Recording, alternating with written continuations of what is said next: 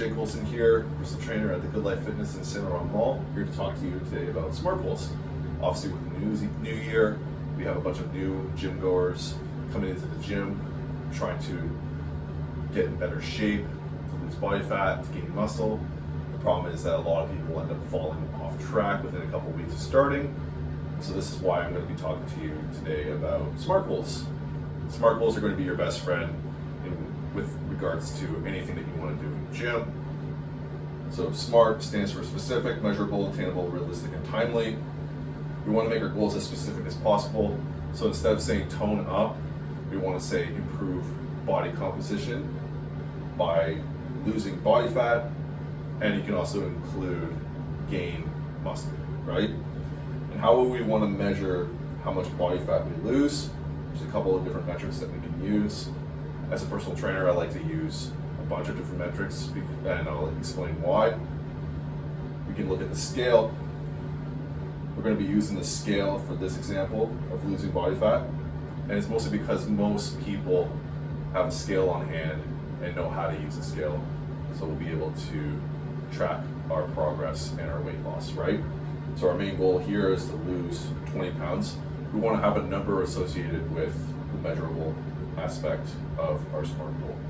So another thing that we can look at is waist circumference, mostly because that's also a good indicator that we're losing body fat, especially in the trouble areas. And we can look at, say, 3 inches body fat percentage. They're not always super reliable from person to person, but they are a good tool to use to see if you personally are making progress over time in terms of your body composition. And so how would we be able to lose 20 pounds? That brings us to the next part of our SMART goal, which is attainable, by implementing a calorie deficit of 500 calories. So a calorie deficit is when you intake less calories than is needed for maintenance of your current body weight. So say if my maintenance is 3,000 calories, if I'm implementing a 500 calorie deficit, that means that I would want to be intaking 2,500 calories. So then that way I'm at a 500 calorie deficit. You could do this by either increasing exercise, this could be resistance training, or through cardio, and or through diet, right? So you can just restrict the amount of calories that you're consuming, or also just change your macronutrient distribution. And this is why you talking to a trained professional to help you with this portion of the SMART goal is very important. All right. So if we're at a 500 calorie deficit, that means to lose 1 pound of body fat, we need to be at a 3,500 calorie deficit. Okay. So that means realistically, we'll be losing 1 to 2 pounds a week. Obviously, it might be more than 1 pound because of the fact that we might be cutting our calories from carbohydrates, so we can also be losing a bit more water weight as well. So if we're losing 1 to 2 pounds, and we know that our goal is to lose 20 pounds, the last aspect of our SMART goal is time, or timely. Sorry, what did I say? So that would mean that for 1 to 2 pounds a week, it would take us about 10 to 20 weeks for us to lose 20 pounds, as long as we're staying on track with everything, okay? So here are some of my tips if you don't want to work with a personal trainer to make the most out of your SMART goal and your journey and staying on track.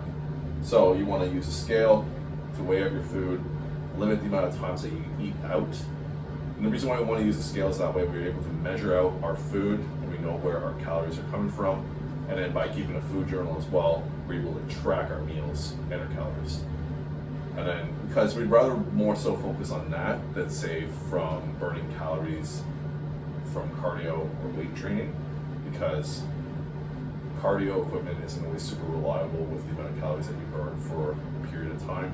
And the same thing with like Fitbits. So by tracking our calories from our food, it's going to be a lot more reliable. And then obviously weighing yourself when fasted, weighing yourself at least once a week, make sure it's at the same time every week, that kind of idea. And if your goal is to actually improve body composition, it's also going to be important just to take pictures of yourself. It doesn't mean you have to share that with other people just so that you can see that there's physical changes occurring, and that ties back to if the scale isn't changing, right? The only reason why I use scale, again, is because most people have scales on hand, and that could be the main metric that they're keeping track of over time. So I know it's a lot of information. Obviously, I'm a personal trainer. I have a nutrition education. You guys need help with creating your own game plan, your own SMART goal. Please shoot me a DM at Jake Olson Fitness.